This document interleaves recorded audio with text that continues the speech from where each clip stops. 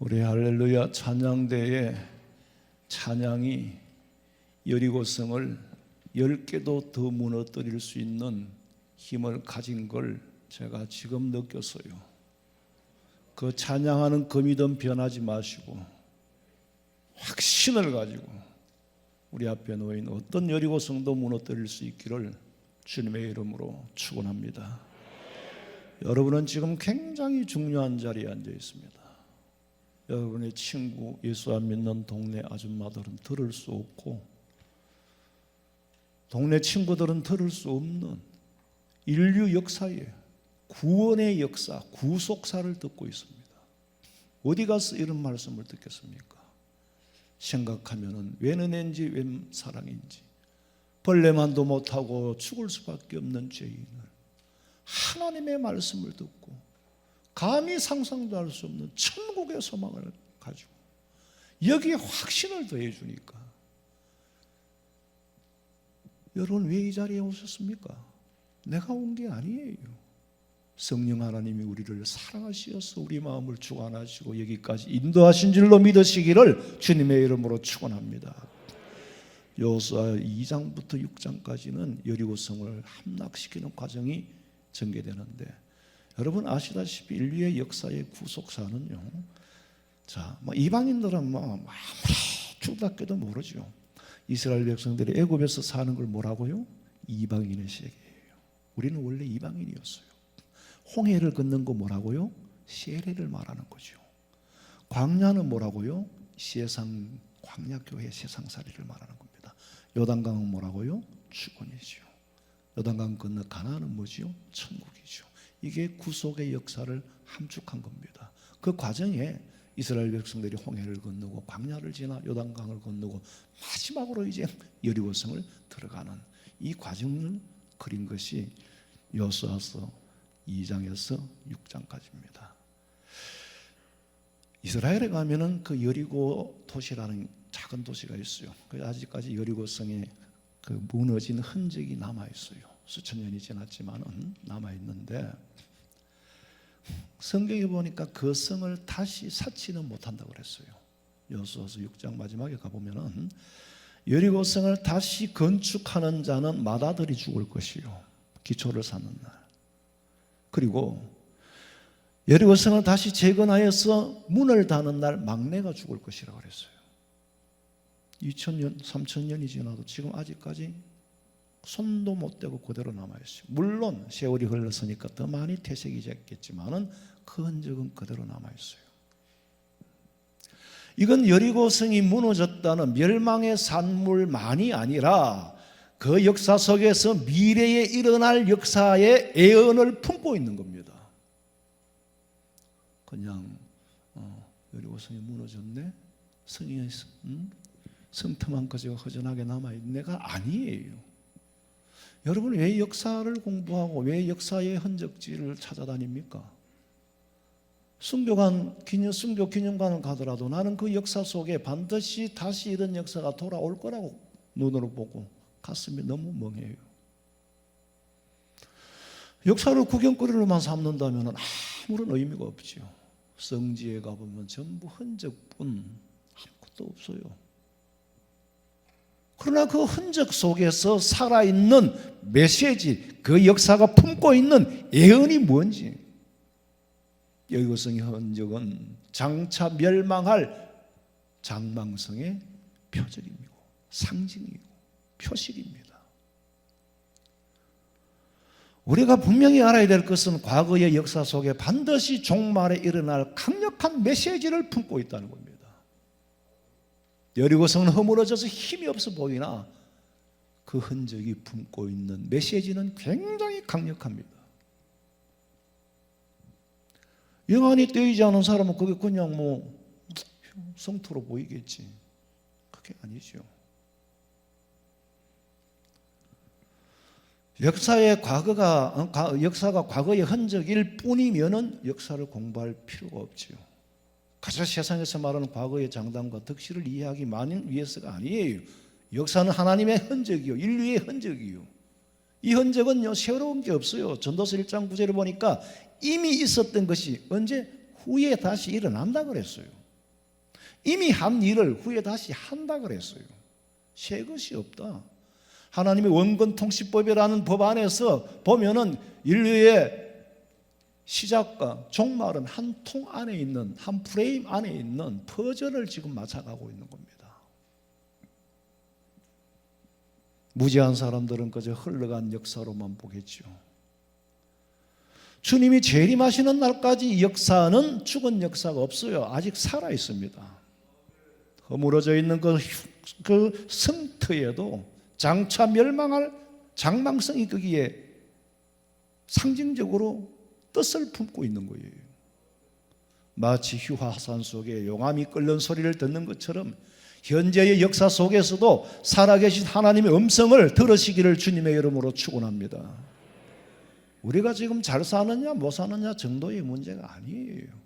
코로나에 걸리느냐 마느냐 당연히 중요하지요. 그러나 그보다 훨씬 상위 차원에서 하나님의 역사는 예언대로 이루어져 왔고 예언대로 이루어져 가고 예언대로 틀림없이 성취된다는 사실, 그 역사의 흐름을 타고 그 역사의 기차를 탄 사람들이 그리스도인이에요.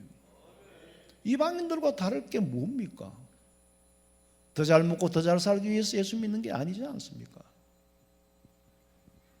나라가 망하면 이 나라의 부자든 가난하든 다 똑같아요.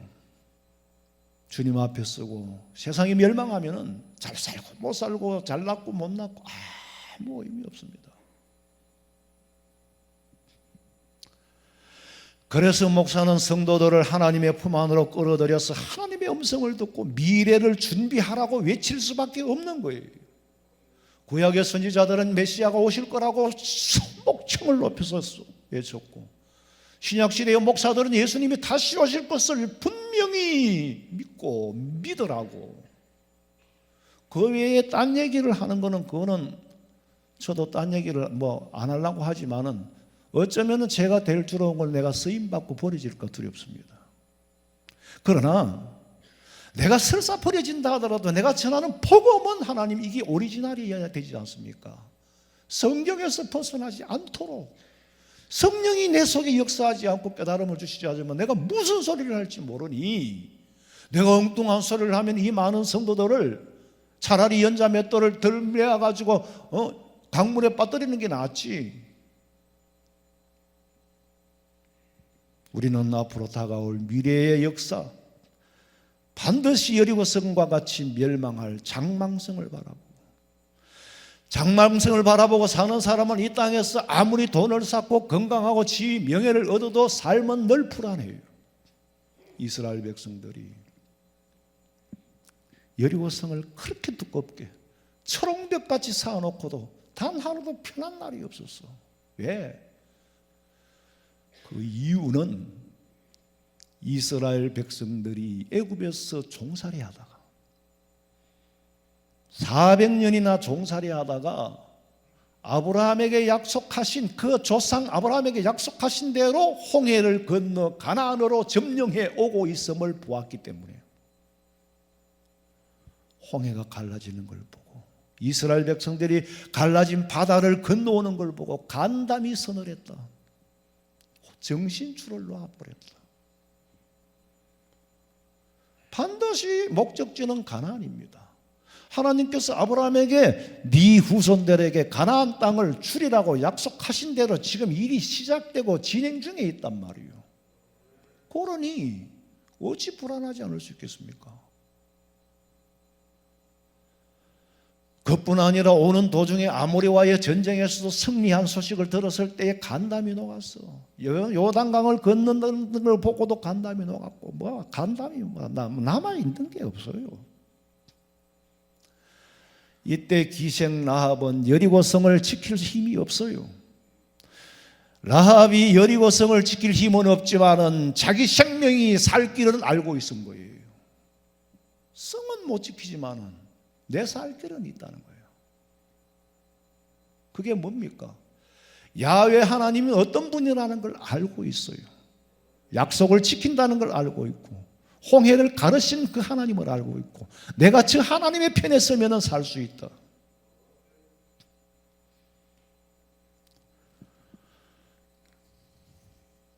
그런데 이스라엘 정탐꾼이 어느 날 여리고성을 갔어요. 갔는데 기생 라합의 집에 들어간 거예요. 근데 그때 그 라합의 눈에는 그 적국의 점령자들이잖아. 장래에 우리를 점령해 올 자들의 첩자를 만났을 때 간담이 선을 하지 않았겠어요? 그런데 그게 아니에요. 홍해를 건너는 걸 보고는 간담이 선을 했는데 정탐꾼을 만났을 때는 라합은 이제 살았구나. 마치 적지에 복음을 들고 들어온 사신으로 받아들이는 거예요. 하나님이 나를 살리시려 이 정탐꾼을 우리 집으로 보냈구나. 내가 이들을 살려주고 우리가 멸망하는 날 니들이 나를 살려달라고. 라합은 역사의 주관자이신 여호와를 알고 이긴 자의 편에 서면 분명히 살 수 있다는 확신을 가지고 멸망의 성에서 살아남았을 뿐만이 아니라 예수 그리스도의 조상이 되고 예수 그리스도의 족보에 들었습니다. 마태복음 1장 5절에 보니까 살모는 라합에게서 보아스를 낳고 그 뒤에 결국은 예수를 낳죠. 라합은 신분은 기생이에요. 그러나 예수님께서는 혈이나 혈통으로나 육으로 난 분이 아니지 않습니까? 그럼 기생이 예수님의 족보에 들고 예수님의 조상이 되었으면 그보다 더 큰 출세가 어디 있겠어요? 여리고성의 사람들이 라합의 집에 사람 보냈어. 야, 니들 집에 이스라엘의 정탐꾼이 들어온 걸 내가 알고 왔다. 그러니 빨리 끌어내라 그랬어. 빨리 끌어내라. 2장 3절을 읽어봐요. 여리고 왕이 라합에게 사람을 보내어 이르되 내게로 와서 내 집에 들어간 그 사람들을 끌어내라. 그들은 이 온 땅을 정탐하러 왔느니라. 그 여인이 그 두 사람을 이미 숨긴지라 이르되 과연 그 사람들이 내게 왔었으나 그들이 어디에서 왔는지 나는 알지 못하였고 그 사람들이 어두워 성문을 닫을 때쯤 되어 나갔으니 어디로 갔는지 내가 알지 못하나 급히 따라가라. 그리하면 그들을 따라잡으리라 하였으나 그가 이미 그들을 이끌고 지붕에 올라가서 그 지붕에 버려놓은 3대에 숨겼더라. 저는 이 말씀을 읽을 때 제가 어릴 때 우리 고향 운문산에 간첩이 무장공비가 나타났거든요. 근데 54단 포항에 39사단 해병대가 다 해도 못 잡았어요. 초장에 정두표라는 사람이 권총을 들고 쏴서 저걸 간첩을 하나 죽이긴 했는데, 그런데 군인들이 다 철수를 했어요 이제. 그러고 그놈들 간첩들이 그 동네의 마구간에 숨겨준 사람이 있었어요. 작전이 다 끝나고 그 사람들이 북한으로 돌아가는 거야. 돌아갔으면 끝났는데 울진 삼척 사건 때 그놈들이 다시 넘어와서 자백을 한 거예요. 그리고는 그거를 감춰줬던 그 사람은 그 이후로 어디로 갔는지는 우리는 몰라요. 간첩을 숨겨주는 거 그게 쉬운 게 아니죠. 정말 그건 쉬운 게 아니에요. 근데 지금 라합은 적군의 정탐꾼을 지금 숨겨주는 거예요. 자기 지붕에다가. 이거 똑같은 스토리 같아요. 제가 보니까. 오기는 온 거 맞아. 근데 나갔어. 성문 닫을 때쯤 내가 갔는데 어디로 간지 난 몰라. 빨리 따라가면 아마 잡을 수 있을 거야. 이거는 적을 이롭게 하는 이적 행위 정도가 아니라 적으로 하여금 자기 나라를 망하게 돕는 여적죄에 해당하는 거예요. 그런데 라합이 무슨 배짱으로 이런 행위를 합니까? 라합은 그 길이 죽을 길이 아니라 살 길로 보였기 때문에 그 길을 선택을 한 거예요. 여러분, 살 길이 죽을 길로 보여지면 그 사람은 죽을 겁니다. 그러나 죽을 길이 살 길로 보여지면 살게 돼 있어요. 라합은 생명을 걸고 모험을 한 게 아니에요. 사람이 어떻게 생명을 걸고 모험할 만큼 중요한 일이 이 땅에 없습니다. 라합은 죽음이라는 것은 생각을 해본 적이 없어요. 왜? 이긴 자의 편에, 하나님의 편에 서면은 산다는 거예요. 살 사람이 뭘 죽음을 걱정하고, 죽음을 걱정했으면 정탐꾼을 숨겨줄 수가 없어요. 그리고 무슨 일을 하든지 결과를 모르고 하는 일은 모험이에요. 모험을 하는 사람은 항상 불안하게 돼 있어요. 그러나 결과를 알고 사는 사람은 고통도 고난도 즐길 수가 있습니다.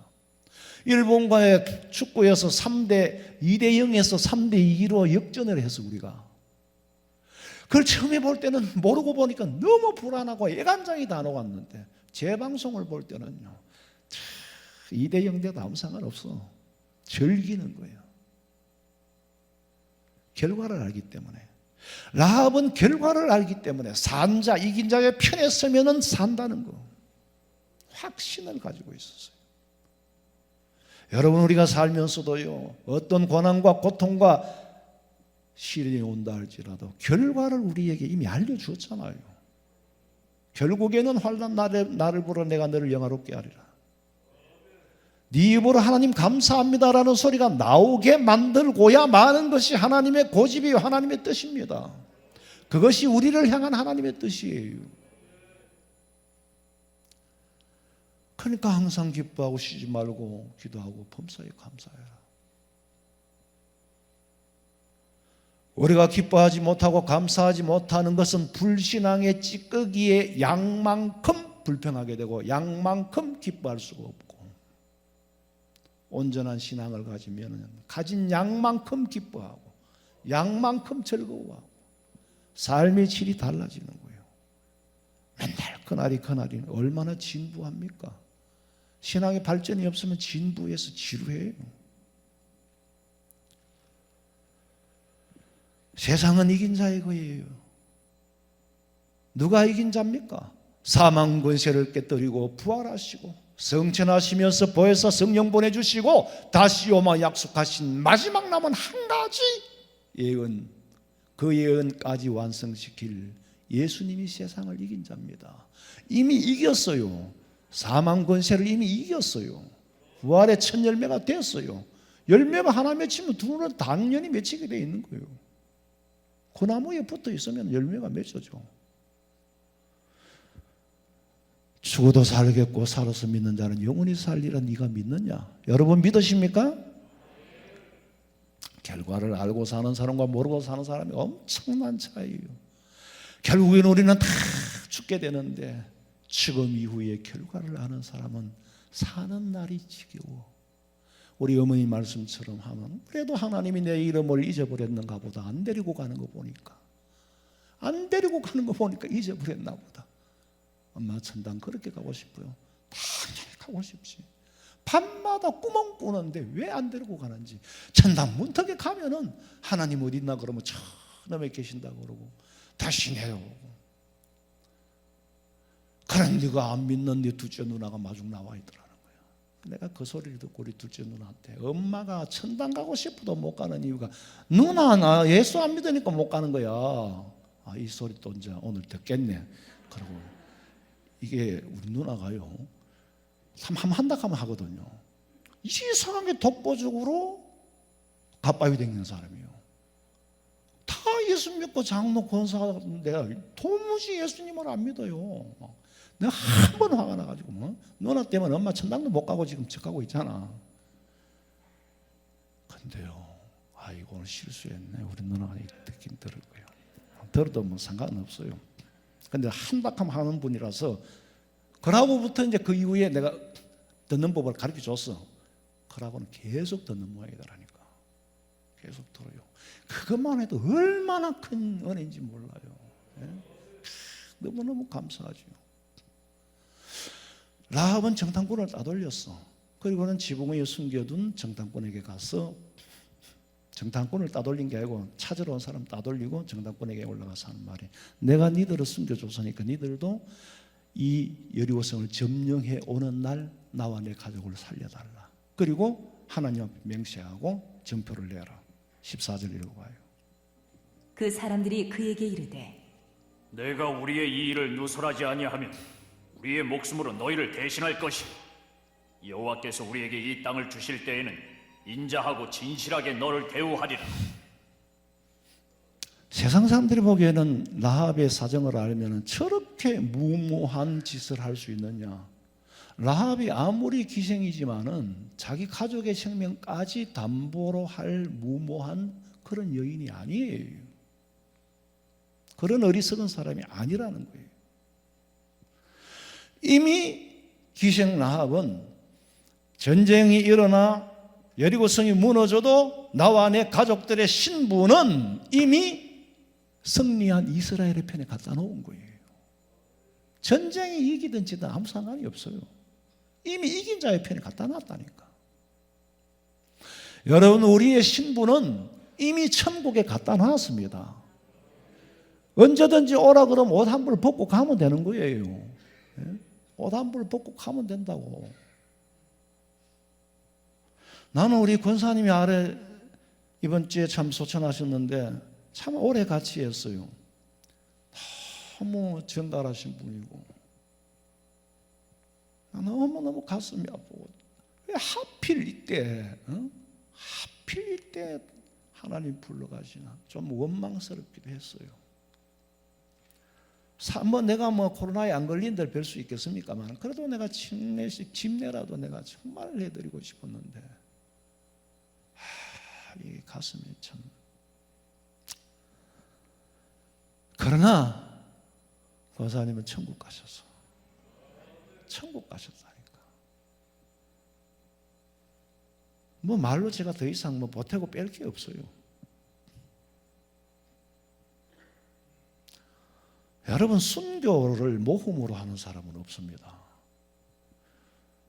순교자는 이미 천국에 가 있는 자기 모습을 보니까 육신의 옷 정도는 벗는 것이 두렵지 않기 때문에 죽음을 선택하는 거지. 순교자는요, 절대로 모험이 아닙니다. 자기 모습이 천국에 가 있는 걸 보고 있다니까 지금. 그럼 너 옷 벗어 그러면 벗으면 가면 돼요. 그게 뭐가 두렵겠어요. 근데 순교는 또 피할 길이 있습니다. 왜? 예수님 안 믿겠다 그러면은 예수님만 부인만 하면 절대로 순교를 당할 수가 없습니다. 그럼에도 불구하고 살 길을 두고 죽을 길을 선택하는 거예요. 왜? 그 길이 살 길이니까. 그 길이 영원히 살 길이니까. 빌라도가 예수님한테 왜 살 길을 두고 죽을 길을 찾냐? 예수님이 네가 뭘 알아? 네가 뭘 알아? 살 길을 두고 죽을 길을 찾아? 야, 내가 살 길을 찾지 죽을 길을 찾겠어?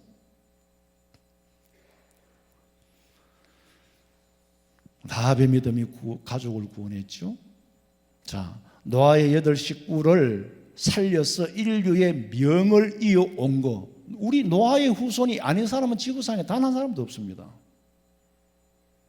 이건 역사잖아요. 꾸며낸 얘기가 아니에요 지금. 성경보다 더 분명하고 확실하고 거짓이 없는 역사는 이 세상에 지구상에 없습니다.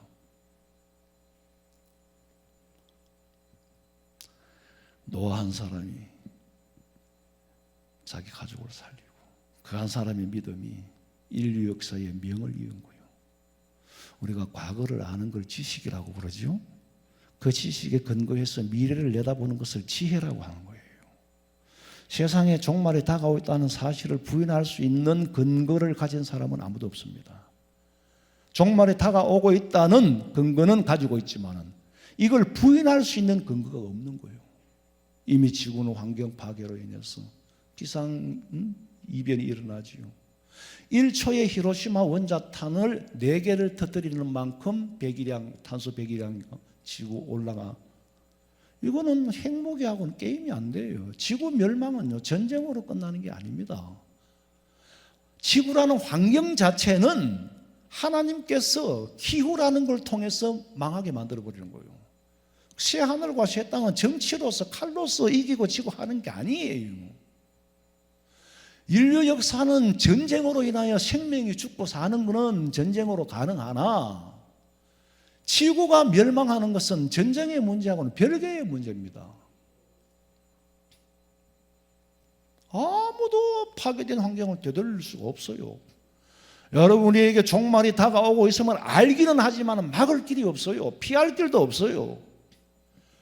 요한계시록에 기록된 이미 7인 7나팔, 예수님께서 마지막에 7인 7나팔을 떼는데 그 누가 피하겠어요? 계시록 6장 17절에 보니까 그들의 진노의 큰 날이 이르렀으니 누가 능히 쓰리요. 진노의 큰 날이 이르러 그 앞에 누가 피할 수 있느냐.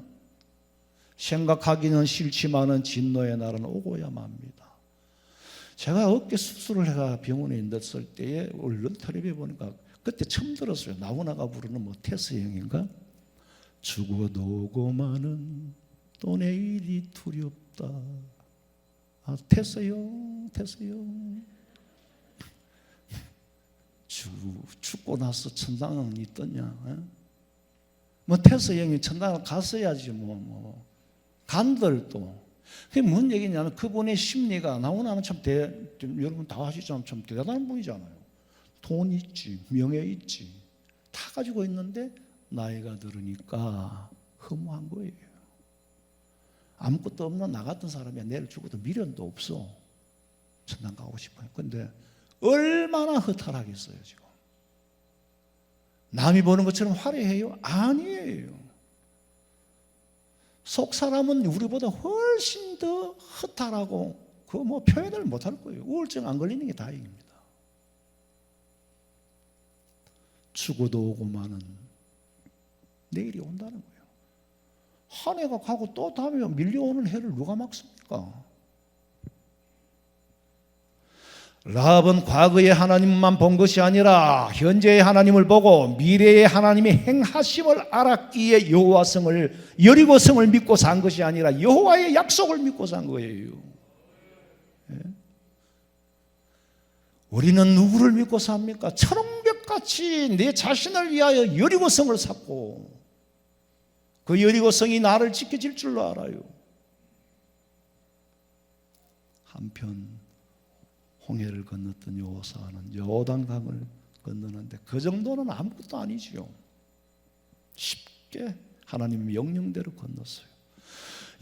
요단강을 딱 건너고 보니까 지금 우리 지도로 보면 요르단이 있어요. 이쪽에는 서쪽으로는 이스라엘이고 동쪽은 요르단인데 그 사이에 흐르는 강을 요단강이라고 해요. 근데 모세가 저 요르단 그 밑에 비스가산으로 가서 이제 이렇게 거쳐서 올라오면은 이제 요르단을 지나 요단강을 건너가 이제 이스라엘 가나안 땅에 들어오는데 요단강도 건너는 게 쉽지 않죠. 그 많은 대군을 이끌고. 그런데 이제 기생 라합의 입장에서는 요단강을 건넜다 소리 듣고 또 간담이 녹아내리는 거야. 기생 라합만이 아니라 그 여리고성에 사는 사람들이 이제 다가왔거든. 다 건넜어. 건넜는데 보니까 여리고 성벽의 문은 닫혔더라. 여호수아 6장 1절에 보니까 이스라엘 자손들로 말미암아 누구 때문에? 이스라엘 백성들 때문에 여리고는 굳게 닫혔고 출입하는 자가 없더라. 폭풍전야예요. 여리고 성 안에 사람들도 만반의 전쟁 준비를 끝내고 최고의 경계령을 내리고 이스라엘이 쳐들어오기를 기다리고 긴장한 상태에 있어. 문은 닫혔고 출입하는 자가 없더라. 이쯤 되면은 좀 여호수아도 좀 간담이 서늘하겠죠? 이게 뭐지? 너무 침묵하고 조용하고 있으니까 오히려 더 쫄 수도 있어요. 여러분, 이게 성경이 그냥 기록으로 넘어가고 배우니까 그렇지 실제 그때 당시 여호수아의 심정이 어떻겠습니까? 믿음이 있지만은 인간이잖아요. 사탄이 마음을 흔듭니다. 무슨 놈의 나팔을 불고 성을 돌아가 무너져? 말이냐 막걸리냐? 그게 전술이냐? 허물어질 때도 있었을 거예요. 그런데 여기까지 지금 데리고 왔는데 백성들을 여기까지 데리고 왔는데 앞으로도 못 가겠고 뒤로도 못 가겠고 진퇴양난이라.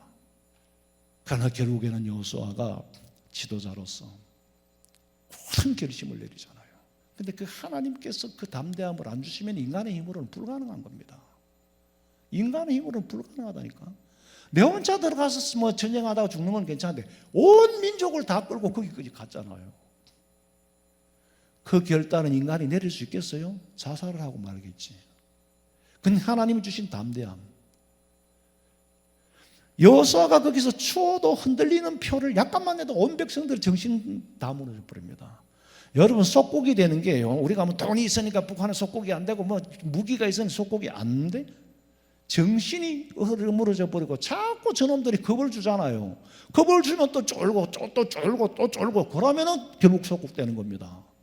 돈이 없어 속국이 되는 게 아니에요. 정신이 무너지면은 속국이 되는 거예요. 계속해서 갖다 퍼주고 뭐 돌락하면 한 방 놔보고 하니까 뭐 자꾸 주니까 속국으로 가는 길로 가고 있었다니까.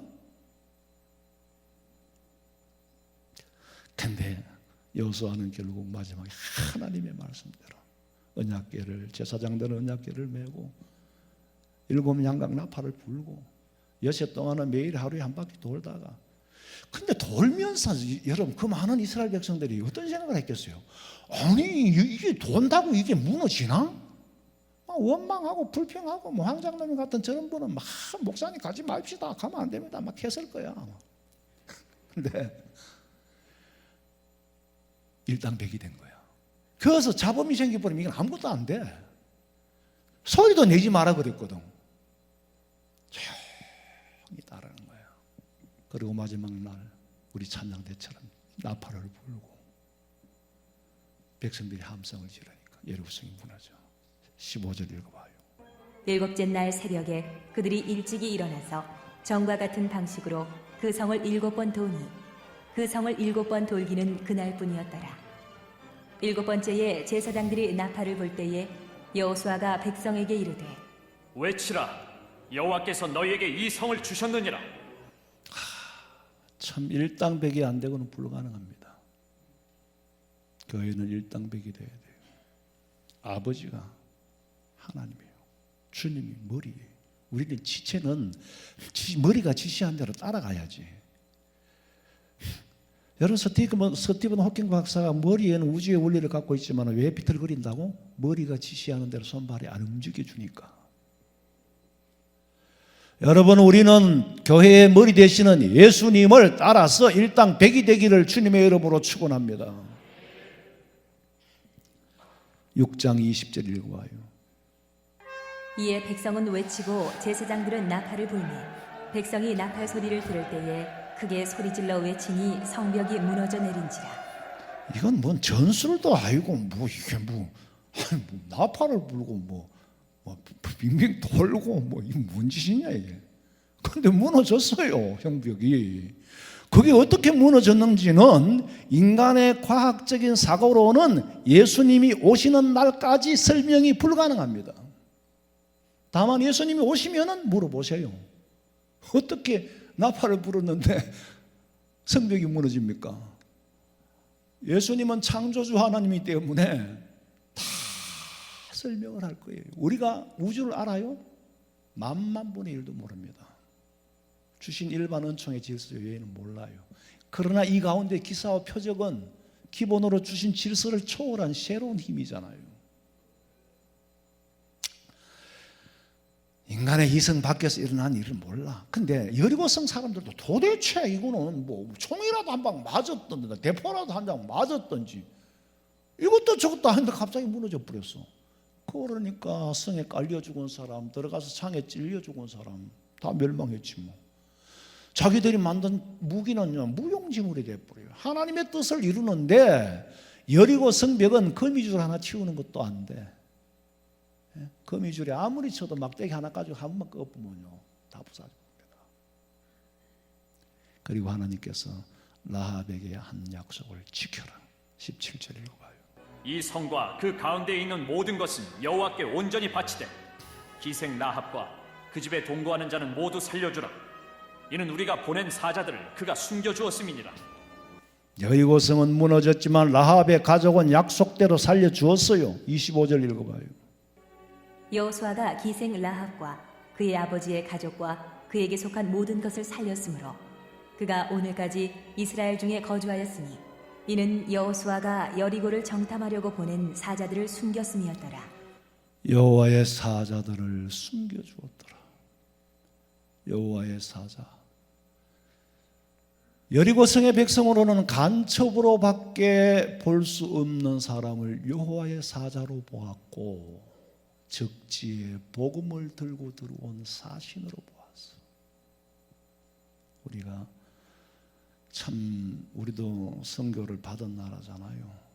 선교를 좀 하고.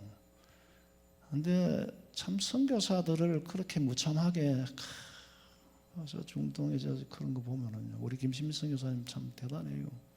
여자 혼자의 몸으로 그 중동의 그 어려운 나라들만 찾아다니면서 참 저들을 살려주러 들어가는 정탐꾼인 줄 몰라. 예?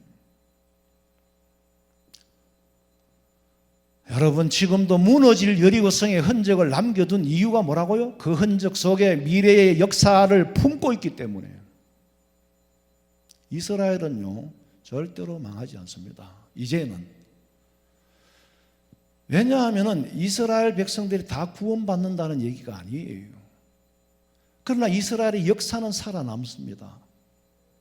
왜냐하면 종말에까지 상징적으로 이스라엘을 둡니다. 2000년 동안 흔적도 없었던 나라를 회복시켰잖아요. 그게 하나님의 역사로 회복시켰기 때문에 다시는 아마겟돈 전쟁으로 인류가 멸망하기까지는 이스라엘은 최후까지 건재할 겁니다. 마태복음 24장 32절. 무화과나무의 비유를 배우라. 그 가지가 연하여지고 잎사귀를 내면 여름이 가까운 줄을 아나니 이와 같이 너희도 이 모든 일을 보거든 인자가 가까이 곧 문 앞에 이룬 줄 알라. 내가 진실로 너희에게 말하노니 이 세대가 지나가기 전에 이 일이 다 일어나리라. 천지는 없어질지언정 내 말은 없어지지 아니하리라. 흔적도 없었던 이스라엘이 2000년 동안 세계로 흩어져서 살다가 그러나 그들의 마음속에 정체감은 그대로 살아남아 있어. 그래서 반드시 이스라엘을 회복할 거라고 예수님이 2000년 전에 예언을 했어요. 예수님이 무슨 근거로 그렇게 예언을 합니까? 예수님은 천지 만물의 주인이잖아요. 역사를 주관하는 분이잖아요. 내가 분명히 이스라엘을 회복시킬 거다. 언제? 무화과 나무가 잎이 연하여지고 가지가 잎이 피거들랑 여름이 가까운 줄 알아라. 마지막 때가 가까운 줄 알아라. 이 말은 무화과는 이스라엘의 상징, 우리나라의 무궁화 같은 그런 꽃이고 그런 열매예요. 이스라엘이 그렇게 2000년 동안 흔적도 없이 겨울에 마른 가지처럼 걷던 게 봄이 되니까 잎이 나. 그러면 마지막 때가 온 줄로 알아라. 이스라엘은 상징적으로 예표적으로 나타내 보여주는 나라예요. 그래서 1948년 5월 17일 독립을 했잖아요. 세상에 이런 역사가 어디 있습니까? 그걸 예수님이 예언을 했던 게 이루어진 건데 놀랄 것도 없어요. 그러면 다만 우리는 마지막 때가 가까운 줄로 알아라. 이스라엘 회복된 지가 불과 한 세대도 아직 덜 지났어요. 인간들이 쌓은 철옹벽 같은 성벽도 제사장들이 분 나팔 소리와 백성들의 함성에 무너졌어. 여러분, 우리는 자꾸 내가 내 자신의 여리고성을 쌓으려고 해요. 철옹벽같이 돈으로 쌓고 모아놓고 또 쌓고 모아놓고 또 쌓고 쌓아놔도 불안해. 자자손손이 자꾸 내 앞가림도 못하던 내가 먹고 살만하니 자식 걱정해야 되고, 먹고 살만하니 손재 걱정해야 되고, 먹고 살만하니 정손지 걱정해야 되고, 철옹벽같이 물질로 쌓고, 내가 건강하면 가정을 지키고 건강하면 안 죽을 줄 알고. 건강하지 말고 돈 벌지 말자는 얘기가 아닙니다. 아무리 해도 내가 나를 지킬 수가 없어요. 내 앞에 놓인 시련과 연단과 고통은 우리가 예수님을 믿기 때문에 사랑받는 증거인 줄로 믿으시기 바랍니다. 안 믿는 사람에게는 고난은 고난으로 끝나는 거예요. 나머지가 없어요. 그러나 우리는 예수 믿는 하나님의 자녀이기 때문에 주는 고통이에요. 회개해라. 믿음 준비해라. 세상을 이기는 승리의 함성은 오직 믿음 안에서 나오는 기도, 찬송, 그것만이 생명을 가능하게 하는 거예요. 여러분, 우리는요, 세상의 제사장의 나팔 소리와 믿음의 함성을 귀에 담고 입으로는 복음을 품고 나팔을 불며 살아야 돼요. 그러면 내 앞에 놓인 현실은 어떤 일이든지 상관이 없이 잠시 잠깐 오면 다 지나갑니다. 여러분, 우리가요, 사람들의 욕심이 그래요. 아유, 우리 아들 내가 막 병이 들어 죽을 지게 되니까 아들 막 대학교 졸업하는 것만 보고 죽었으면 내가 내 일 다 끝난 것 같다. 대학교 졸업시켜봐. 취직하는 거 보고 죽으면 내가 내 할 일 다 한 것 같다. 장가만 보내놓고 나면 내가 할 일 다 한 것 같다. 내 할 일은 오늘 이 자리에서도 하나님 데리고 가면 다 한 거고 100년을 살아도 할 일이 있으면 살아 있는 거지. 근데 우리가 일반적으로 내가 살아있을 때 이것도 해결하고 저것도 해결하고 다 해결해주고 죽고 싶지만은 그게 마음대로 되는 게 아니에요. 제 아버지가 우리 교회를 개척하고 1년 만에 소천을 하셨어요. 근데 그 1년 동안에는 아버지는 계속 걱정만 하신 거예요. 뭐 이미 병도 들었고 연세도 많고 교회를 개척한다는데 저게 어떻게 할까? 우리 어머니도 막 불철주야 그게 걱정인 거야. 한 번은 병원에 계신 내가 갔더니만 봉투를 하나 주더라고. 이거 뭡니까? 그러니까 이거 교회 그 개척하는데 보태라. 그럼 내가 보태기는 했지만은 내가 그래서 엄마 절대로 돈 걱정을 하지 마세요. 엄마는 기도만 하는 거지. 엄마가 도와주려고 하면 한 100억 정도 있으면 도와주세요. 10억 가지고는 우리는 지금 갖다 붙일 데가 없습니다. 그럼 우야하다. 우야기는 하나님 해야지요. 서울에 아는 제가 30년도 넘은 권사님이 아직도요. 그 권사님이 지난번도 전화와가 그래요. 목사님, 제가 목사님만을 위해서 기도한 게 아니고 사실은요. 목사님이 개척하는 날부터 화원성명교회 성도들 가정을 위해서도 기도했습니다. 참 너무너무 그분은 정말 진심이에요.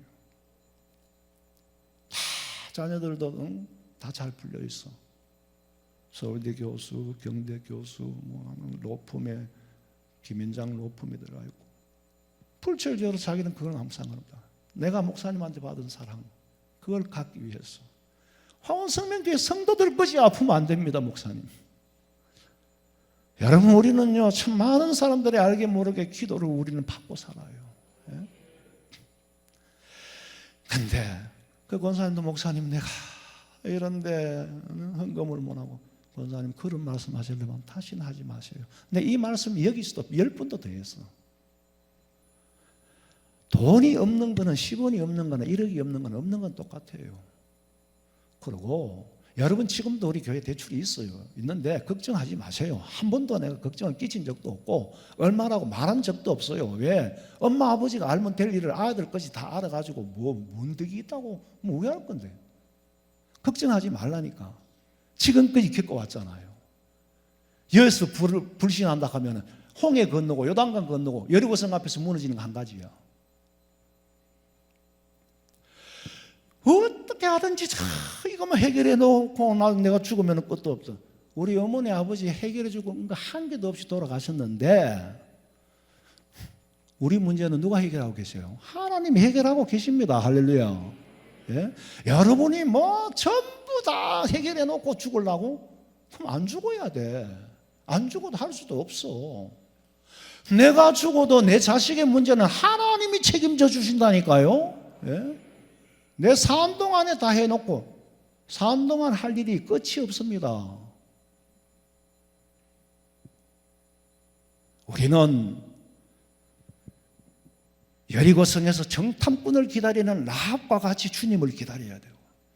장차 망할 장망성은 여리고를 의지하지 않고 주님의 나라에 내 신분을 옮겨놓고 라합이 여리고성의 종말을 내다보고 준비한 것처럼 우리는 다가올 미래를 준비하는 결국 이긴 자에게 주는 힌도를 받아 승리한 자로서 승리를 누리시기를 주님의 이름으로 축원합니다.